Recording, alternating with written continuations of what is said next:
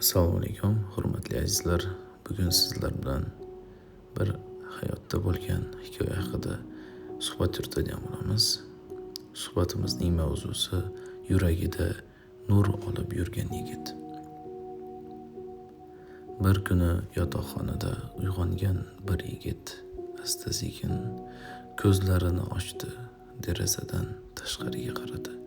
Tong hali yorishmagan. Osmon jimjit, ammo yuragida bir nur bor edi. Bu nur uni har kuni uyg'otadigan, yuragiga sokinlik olib keladigan ichki ovoz, umid, yashashga sabab. Bu yigit har tong onasining duosi bilan boshlaydi. Onasi har safar Allohim, farzandlarimni bir-biridan kam qilmagin, hammasini saxiy boylardan qilgin deb duo qilardi. Bu duo oddiy eshitilsa ham yigitning yuragiga chuqur joylashgan. U bu duoda faqat mol dunyo emas, Allohning beradigan keng rizqini, mehrini, sog'ligini, tinchligini his qilardi. Yigit uchun bu duo har kuni yashashni boshlash uchun eng katta sabablardan biri. U katta oilada o'sgan, ukalari ko'p. Xonada shovqin bo'lsa ham yuragida har doim sokinlik bo'lgan. Chunki bu mehrli muhitda ulg'aygan, ayniqsa otasining aytgan gaplari yigitning hayot yo'lini belgilab bergan.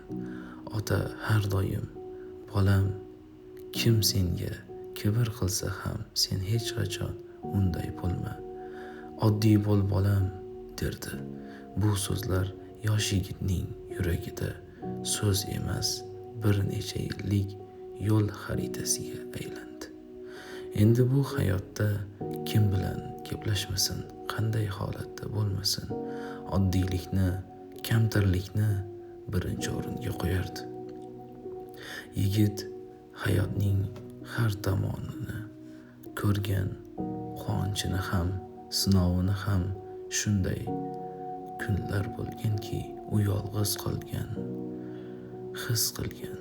Lekin aynan o'sha paytlarda otasining oddiy bo'l bolam degan gapi, onasining har tong duosi uni ichkaridan ko'tarib yashashga qaytargan.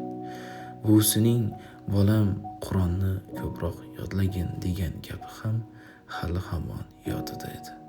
Har kuni yuragida o'sha so'zlarni eslab, yodlagan oyatlarini faqat tilida emas, qalbida saqlaydi. Xulosa qilamizki, hayotda katta bo'lish uchun mashhur bo'lish shart emas.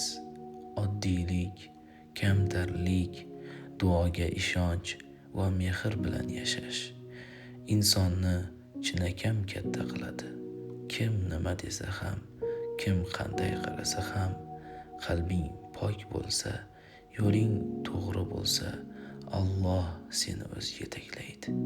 Hayotdagi eng katta boylik bu onaning duosi, otaning nasihati va yuragingdagi nidodir.